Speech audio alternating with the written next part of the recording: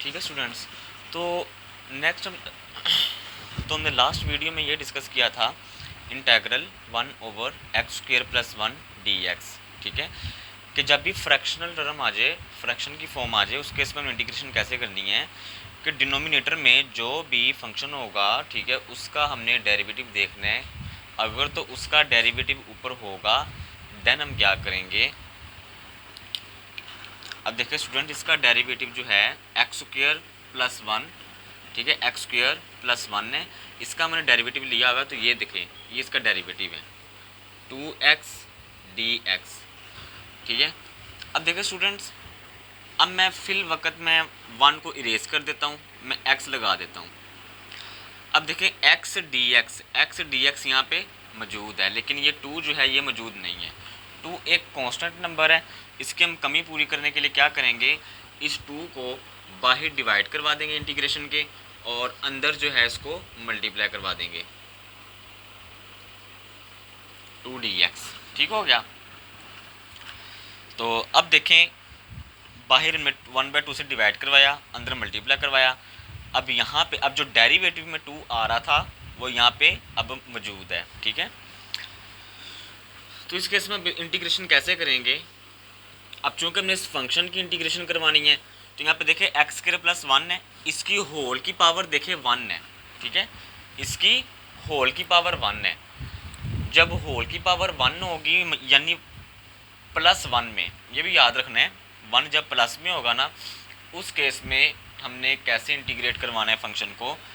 जब पावर +1 होगी और +1 के पावर +1 के अंदर जो भी फंक्शन होगा उसका ऊपर डेरिवेटिव होना चाहिए, और 2x dx यहाँ पे है डेरिवेटिव। तो हम सिंपल क्या करेंगे, नेचुरल लॉग से नीचे वाले फंक्शन को, डिनोमिनेटर को मल्टीप्लाई करवा देंगे। ठीक है, प्लस कांस्टेंट। ठीक है स्टूडेंट्स, बात समझ आई। देखें क्या हुआ यहाँ पे, फ्रैक्शन के नीचे फंक्शन है, उसकी पावर 1 है, +1। ठीक है, तो फ्रैक्शन के नीचे जो भी फंक्शन होगा उसका हमने डेरिवेटिव चेक करना है क्या वो ऊपर है या नहीं है। अगर तो डेरिवेटिव ऊपर है तो नीचे वाले फंक्शन को हमने नेचुरल लॉग से मल्टीप्लाई करवा देना है, अगर पावर +1 है तो। अगर मैं यहाँ पे पावर 1 की जगह मैं 2 करता, मिसाल के तौर पर इसी फंक्शन को मैं ऊपर लिखता हूँ x/x² + 1, मैं कहता हूँ इसकी पावर 2 है, इंटेग्रल dx। ठीक है, तो इस केस में क्या होगा, इस केस में इसकी इंटीग्रेशन कैसे होगी। ऑब्वियसली बात है, देखिए यहाँ पे पावर 2 है, इसका डेरिवेटिव ऊपर नहीं है, इसका डेरिवेटिव क्या बनता है 2x dx। तो यहाँ पे 2 की कमी है, पूरी कर दें, बाहर 1/2 से तकसीम कर दें, अंदर 2 से मल्टीप्लाई कर दें, तो स्टूडेंट्स 1/2 आ गया। अब हमने इस फंक्शन की हमने इंटीग्रेशन करनी है इस फंक्शन की, तो क्या करेंगे, अब नीचे पावर +2 है, ये ऊपर जाके माइनस हो जाएगी। ठीक है, इंटेग्रल x × x² + 1 - 2 dx। जी बात समझ आएगी स्टूडेंट्स। तो 1/2।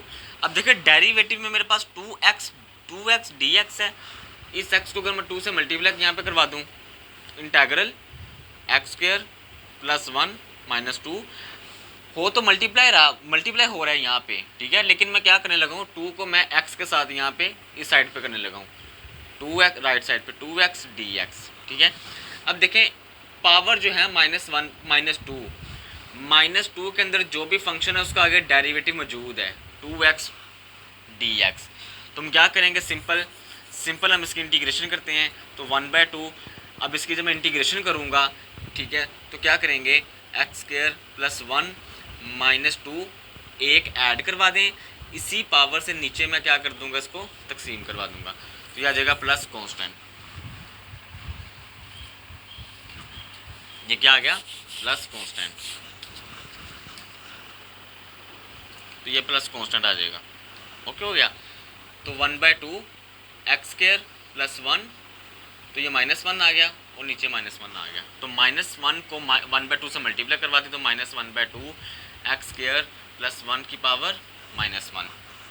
ओके हो गया स्टूडेंट। तो प्लस कांस्टेंट, अगर तो ये पावर -1 जब नीचे जाएगी फ्रैक्शन में तो जमा क्यों जाएगा, तो ये आ जाएगा 1/2 x² + 1 और प्लस कांस्टेंट। तो ये स्टूडेंट आंसर आ गया हमारा। ठीक है, तो फ्रैक्शनल टर्म में इंटीग्रेट हम ऐसे करेंगे फंक्शन की। ओके हो गया। तो अब हम एक्सरसाइज 3.2 स्टार्ट करते हैं। ठीक है, तो जैसे जैसे एक्सरसाइज पे मूव करते जाएंगे साथ साथ इंशाल्लाह मैं आपको बताता जाऊंगा कि हमने कैसे इंटीग्रेट करवाना है फंक्शन को। ठीक है, किस कैटेगरी का फंक्शन आ जाए तुमने उसको कैसे इंटीग्रेट करवाना है वगैरह वगैरह। ठीक है, तो जैसे जैसे एक्सरसाइज आती जाएगी हम इंशाल्लाह साथ साथ डिस्कस करते जाएंगे कि भाई हम फ़लाँ फंक्शन की इंटीग्रेशन कैसे करेंगे, फ़लाँ फंक्शन की इंटीग्रेशन कैसे करेंगे। ओके हो गया।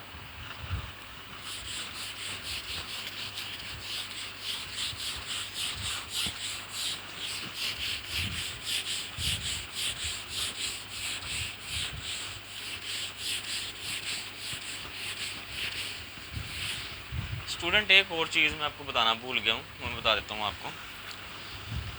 अभी जो मैंने फंक्शन डिस्कस किया था x over x square plus 1 dx, मैंने आपको बताया था कि इसका अगर नीचे फ्रैक्शन के नीचे जो भी फंक्शन है अगर इसका ऊपर डेरिवेटिव होगा देन हम इंटीग्रेशन करेंगे। लेकिन स्टूडेंट अब मैं इस x को ज़रा मैं रिमूव कर देता हूँ, इस x की जगह मैं यहाँ पे 1 ले लेता हूँ। ठीक है, अब मैं कहता हूँ इस फंक्शन की मैंने इंटीग्रेशन करनी है। तो स्टूडेंट क्या करेंगे, सबसे पहले हमें देखना है क्या नीचे जो फंक्शन है उसका डेरिवेटिव ऊपर है, तो चेक कर लेते हैं। 2x dx इसका डेरिवेटिव बनता है। ठीक है, अब देखें 2x dx है, यहाँ पे जस्ट dx है, ना तो x है ना ही 2 है। अब स्टूडेंट देखें यहाँ पे कमी वेरिएबल की भी आ रही है, कांस्टेंट की भी आ रही है। जब वेरिएबल की कमी आ जाए ना, मिसाल के तौर पे यहाँ पे x है तो यहाँ पे x मौजूद नहीं है, अगर वेरिएबल की भी कमी आ जाए ना तो इस केस में हमने ये काम हरगिज़ नहीं करना कि बाहर 1/2 लगा दें, अंदर 2 लगा दें, साथ इधर x लगा दें। स्टूडेंट ये कॉन्सेप्ट बिल्कुल गलत है। ठीक है, याद रहे जब भी वेरिएबल की कमी को हमने पूरा करना है तो वेरिएबल की कमी हम यहाँ पे वेरिएबल की कमी को हम पूरा नहीं कर सकते। ये हरगिज़ नहीं करना कि बाहर भी बाहर x से तकसीम करवा दिया, अंदर x से मल्टीप्लाई करवा दिया, नहीं। सिंपल सिर्फ जब कांस्टेंट टर्म होगे ना इसके हम कमी पूरी कर सकते हैं। ठीक है, मिसाल के तौर पे अब मैं इधर अगेन x ले लेता हूँ। ठीक है, अब यहाँ पे देखो डेरिवेटिव में x dx आ रहा है यहाँ पे, लेकिन 2 की कमी यहाँ पे है, यहाँ पे 2 नहीं है। तो मैं यहाँ पे 2 लाने के लिए क्या करूँगा, बाहर 1/2 से डिवाइड करवा दूंगा, अंदर मल्टीप्लाई करवा दूंगा, ये पॉसिबिलिटी है। ठीक है, समझ आ गई है। लेकिन अगर कांस्टेंट के साथ वेरिएबल भी आ रहा है, कांस्टेंट के साथ वेरिएबल की कमी भी आ रही है, देन हम वेरिएबल की कमी नहीं पूरी करेंगे, फिर उसके साथ साथ हम कांस्टेंट की कमी भी पूरी नहीं करेंगे। उस केस में हम इंटीग्रेशन फिर और मेथड से करेंगे। तो इंशाल्लाह इस तरह के क्वेश्चंस आएंगे एक्सरसाइज में। ठीक है, तो देन हम इंशाल्लाह ये साथ साथ भी डिस्कस करेंगे। हम क्लियर हो गया। तो ये हम स्टार्ट करते हैं एक्सरसाइज 3.2। एक्सरसाइज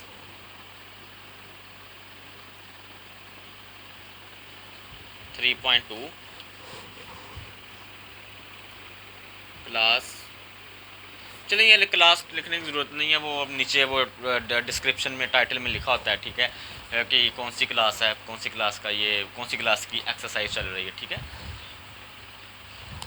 डिस्क्रिप्शन में ये चीज़ें मौजूद होती हैं सारी।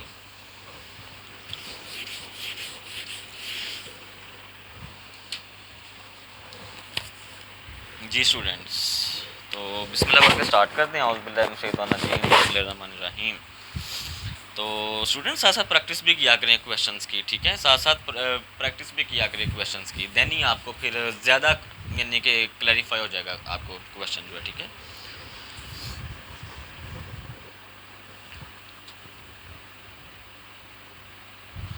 जी स्टूडेंट क्वेश्चन नंबर 1 है, evaluate the following indefinite integral.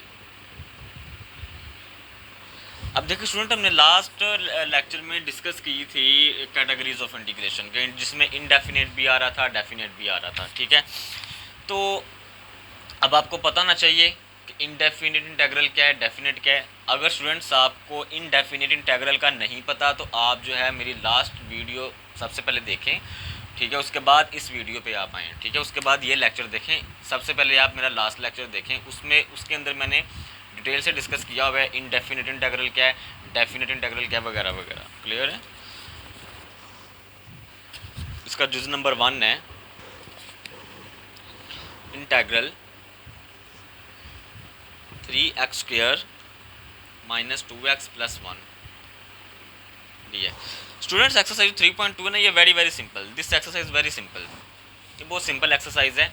लेकिन हाँ, बेसिक चीज़ें जो है ना आपको इसी एक्सरसाइज में मिलेंगी। लिहाजा 3.2 एक्सरसाइज आपने ध्यान से समझनी है और इसकी अपने प्रैक्टिस करनी है। देन नेक्स्ट आने वाली एक्सरसाइज पर आपके लिए इंशाल्लाह आसान साबित होंगी। अब देखिए स्टूडेंट्स, ये इंटेग्रल है, ये फंक्शन है, ये वाला 3x² माइनस 2x + 1 ये फंक्शन है, ये dx है। अब देखिए स्टूडेंट्स, यहाँ पे भी 3 चीज़ें मिल रही हैं इंटीग्रेशन के अंदर। इंटीग्रेशन में भी स्टूडेंट्स सिर्फ 3 चीज़ें मिल रही हैं। देखें, इंटेग्रल, ये f(x) dx, ठीक है, 3 चीज़ें मिल रही हैं। इंटेग्रल, f(x) dx, ये इंटेग्रल आ गया, f(x) की जगह ये फंक्शन आ गया, ठीक है, और dx आ गया, डिफरेंशियल ऑफ x। क्लियर हो गया? तो आइए हम स्टार्ट करते हैं इंटीग्रेशन। स्टूडेंट्स अब देखें, हमने इस फंक्शन की हमने इंटीग्रेशन कैसे करनी है। देखें स्टूडेंट्स, इंटेग्रल के साथ ये जो फंक्शन गिवन है ना, इस फंक्शन में माइनस प्लस के आपको साइन नज़र आ रहे होंगे, ठीक है। जब भी स्टूडेंट्स को इस टाइप का क्वेश्चन आ जाए कि जिस फंक्शन में प्लस माइनस का साइन हो, तो हमने इंटीग्रेशन जो है हर वेरिएबल की अलग-अलग करनी है, ठीक है। इंटीग्रेशन जो है हमने अलग-अलग करनी है, इसकी अलग इंटीग्रेशन 3x² dx, चूँकि डिफरेंशियल ऑफ x पूरे फंक्शन के साथ मल्टीप्लाई हो रहा है, इसलिए हम इसको मल्टीप्लाई करेंगे यहाँ पे। Minus integral 2x dx and plus 1 integral 1 dx, ठीक है स्टूडेंट। तो अब देखें स्टूडेंट्स, नेक्स्ट है वेरिएबल के साथ ये जो x² वेरिएबल है, इसके साथ एक 3 कांस्टेंट टर्म है। स्टूडेंट जैसे अब डेरिवेटिव में करते थे कि जब वेरिएबल के साथ कोई कांस्टेंट टर्म आ जाती थी और तो कांस्टेंट टर्म को हम बाहर निकाल लेते थे और वेरिएबल का हम डेरिवेटिव ले लेते थे, वेरिएबल को हम डिफरेंशिएट करवा देते थे। ऐसे स्टूडेंट्स यहाँ पे भी ऐसे ही है, जब वेरिएबल के साथ कांस्टेंट टर्म आ जाए ना, तो कांस्टेंट टर्म को हमने बाहर निकाल लेना है इंटीग्रेशन से और वेरिएबल को हमने इंटीग्रेट करवा देना है। तो जब भी एक कांस्टेंट टर्म और साथ कोई वेरिएबल आ जाए, ठीक है, तो उसको इंटीग्रेट करवाना हो तो स्टूडेंट कैसे करवाएंगे। देखें, के और वी यहाँ पे वेरिएबल है, के कांस्टेंट है, कांस्टेंट टर्म बाहर आ जाएगी इंटीग्रल से और वी डी और इस वेरिएबल की हमने इंटीग्रेशन कर लेनी है। ओके हो गया। इसी तरह यहाँ पे है क्राइटेरिया, वेरिएबल के साथ 3 है, ये कांस्टेंट टर्म हमने बाहर निकाल लेना है, ठीक है, कांस्टेंट टर्म बाहर आ गई इंटीग्रेशन से और x² आ गया यहाँ पे, ठीक है। इसी तरह यहाँ पे भी x के साथ 2 है, कांस्टेंट टर्म बाहर आ गई, ठीक है। नेक्स्ट स्टूडेंट, अब यहाँ पे अकेला 1 है, मतलब अकेला कांस्टेंट नंबर है, तो अकेले कांस्टेंट की इंटीग्रेशन कैसे करनी है ये भी आपको मैं बता देता हूँ। अकेले कांस्टेंट की इंटीग्रेशन कैसे करते हैं, ये जो कांस्टेंट टर्म होगी ना, इसको आपने इस डिफरेंशियल ऑफ वेरिएबल से मल्टीप्लाई करवा देना है। समझ आ गई है? ये जो डिफरेंशियल के साथ वेरिएबल है ना, इसके साथ आपने कांस्टेंट को मल्टीप्लाई करवा देना है, तो इसका आंसर फिर होगा kx + c। ओके हो गया, तो ये इसका आंसर होगा। स्टूडेंट मैं अगेन रिपीट कर देता हूँ, कांस्टेंट की इंटीग्रेशन, अकेले कांस्टेंट की इंटीग्रेशन कैसे करते हैं। देखें, अकेले कांस्टेंट का डेरिवेटिव पहले देखते हैं। स्टूडेंट्स, अकेले कांस्टेंट का जो डेरिवेटिव है ना, वो 0 के इक्वल होता है, लेकिन अकेले कांस्टेंट की इंटीग्रेशन 0 नहीं होगी, बल्कि क्या होगी, इंटीग्रल dx। तो क्या होगी यहाँ पे, इस कांस्टेंट को इस वेरिएबल, कौन सा वेरिएबल है, डिफरेंशियल के साथ जो वेरिएबल है, इस कांस्टेंट को डिफरेंशियल के साथ जो वेरिएबल है उससे मल्टीप्लाई करवा देना है, तो आंसर हमारा आ जाएगा kx + c। तो ये इसका आंसर होगा। ओके हो गया। तो ऐसे हमने कांस्टेंट की इंटीग्रेशन करनी है। तो यहाँ पे स्टूडेंट देखें, यहाँ पे 1 कांस्टेंट है, ठीक है, तो इस 1 को जब मैं इस x से यानी डिफरेंशियल ऑफ वेरिएबल से मल्टीप्लाई करवाऊंगा तो मेरे पास आंसर x आ जाएगा। ऑब्वियसली बात है, 1 को जब मैं x से मल्टीप्लाई करवाऊंगा तो आंसर x ही आएगा, ठीक है। एंड वन मोर थिंग, अब यहाँ पे हमने +c नहीं लगाना। स्टूडेंट आपके माइंड में ये क्वेश्चन आ रहा होगा कि यहाँ पे सर ने c क्यों नहीं लगाया। नहीं भाई, यहाँ पे c नहीं लगाना। क्यों नहीं लगाना, +c हमने तब लगाना है जब हमने इंटीग्रेशन करवा देनी है, ठीक है, जब हमने पूरे फंक्शन की इंटीग्रेशन कर लेनी है। जब पूरे फंक्शन को आप इंटीग्रेट करवा देंगे देन आपने ये प्लस सी लगाना है, ठीक है। तो अभी देखें हमने सिर्फ 1 की इंटीग्रेशन की है, अभी यहाँ पे भी इंटेग्रल मौजूद है, यहाँ पे भी इंटेग्रल मौजूद है, इसलिए हमने यहाँ पे प्लस सी वगैरह नहीं लगाना। जब ये इंटेग्रल ख़त्म हो जाएंगे कंप्लीट, सारे जब मुकम्मल इंटेग्रल ख़त्म हो जाएंगे उस केस में हमने यहाँ पे प्लस सी लगाना है। तो 3 एज इट इज़ आ गया। अब एक्स स्क्वायर की इंटीग्रेशन करते हैं। देखें स्टूडेंट, देखें एक्स स्क्वायर की कैसे इंटीग्रेशन करनी है। सबसे पहले देखिए पावर रूल नहीं लग रहा है यहाँ पे, एक्स की पावर 2 है, मतलब फंक्शन पावर में है, वेरिएबल पावर में है। तो पावर रूल कैसे लगाते हैं इंटीग्रेशन में, पावर के अंदर जो भी वेरिएबल है उसका आगे डेरिवेटिव हमने देखना क्या मौजूद है। अगर तो स्टूडेंट्स डेरिवेटिव मौजूद नहीं होगा हम इंटीग्रेशन नहीं करेंगे, तब इंटीग्रेशन करेंगे जब हमारे पास डेरिवेटिव मौजूद होगा।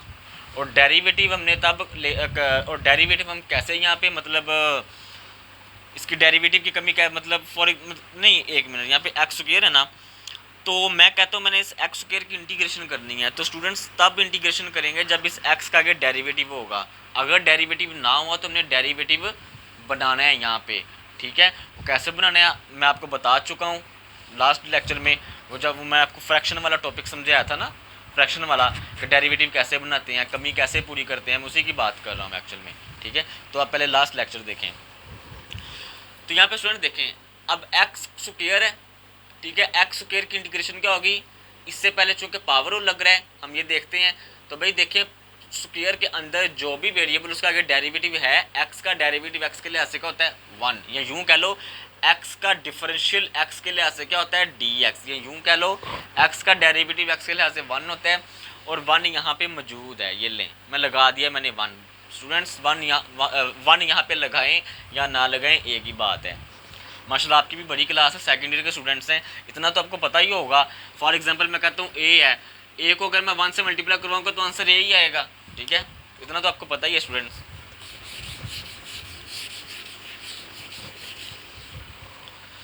तो ये फिर इंटीग्रेशन आ जाएगी। अब देखो एक्स का डेरिवेटिव मौजूद है 1, यानी डिफरेंशियल ऑफ एक्स को 1 से मल्टीप्लाई करेंगे डिफरेंशियल ऑफ एक्स से होगा।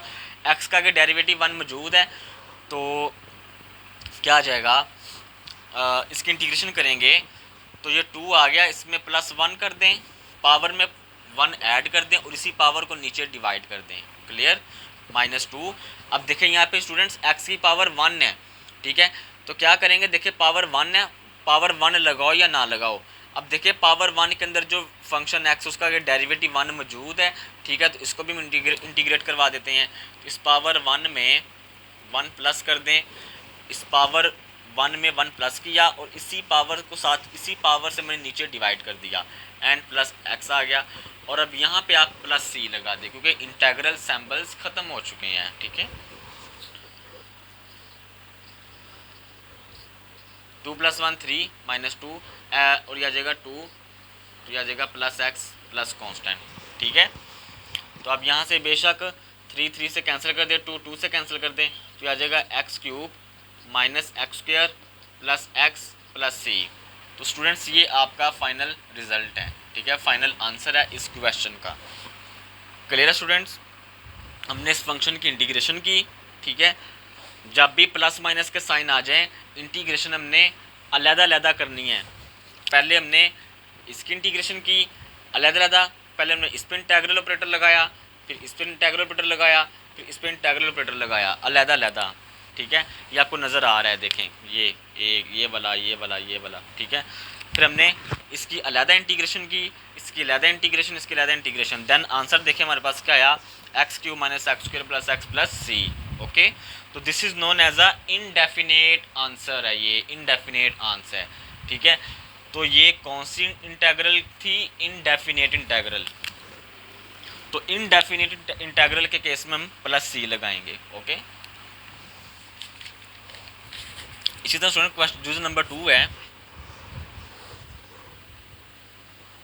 जूज number 2 integral √x + 1/√x dx।